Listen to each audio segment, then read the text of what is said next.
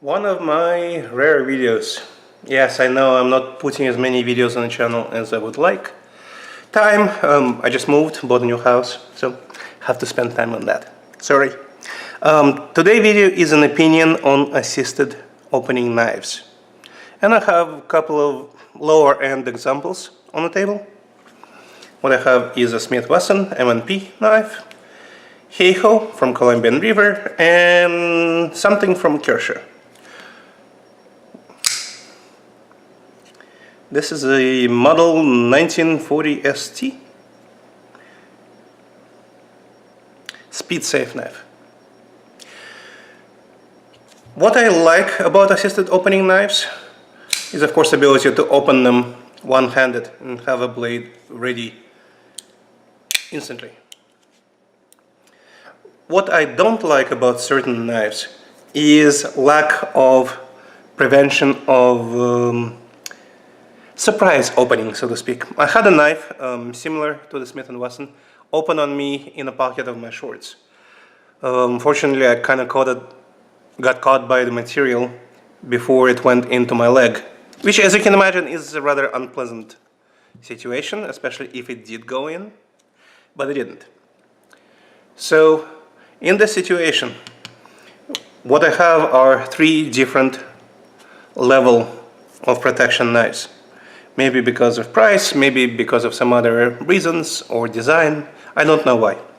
But Kershaw doesn't have any kind of locking mechanism on top of the basic lock that it has. It does have the edge that prevents from closing on the finger, but there is nothing to lock the blade in spot beyond the basic mechanism. Heiho from Columbia River has a little lock on the side, as you can see right here, so you can lock the blade in. Not bad, all things considered. So after you open, you lock the blade and you have that hold, possibly using that same spot. So you won't close it on your fingers, which, as you can imagine, is quite possible, easily, on some knives. And of course, it will not be possible to put it back or fold it back without first closing that lock. That lock doesn't do anything else other than open blade.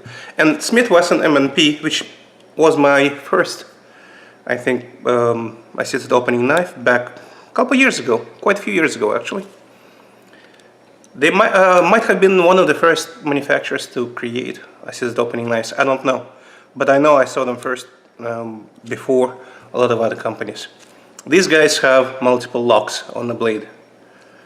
You can see on the frame, here is an opening lock and closing lock. Without it, while it's engaged, can't open it. Nice red dot. Now the knife is open, the blade is open, and locked in two different places. Hopefully it won't move.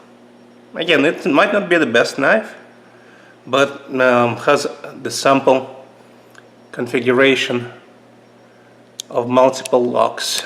Now admittedly, to lock it back in you have to disengage both of those locks, but presumably when your knife is not needed anymore, it's not important to close the locks. So I would recommend having a knife that has ability to prevent you from being stabbed by your own blade, especially in the pocket. I know some people carry them in different locations, but most of us still carry them on our pant pocket, right? Not many people carry small blades on their belt. There's no point. But still, so that's my opinion. But if I had druthers, I would probably take a good blade, such as this, a Zero Tolerance 350.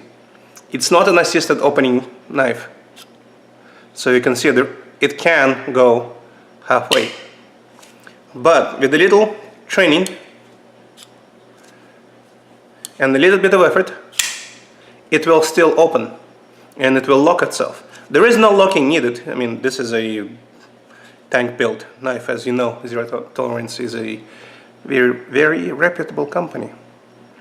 So you don't need this assisted opening. Carry a knife like that maybe.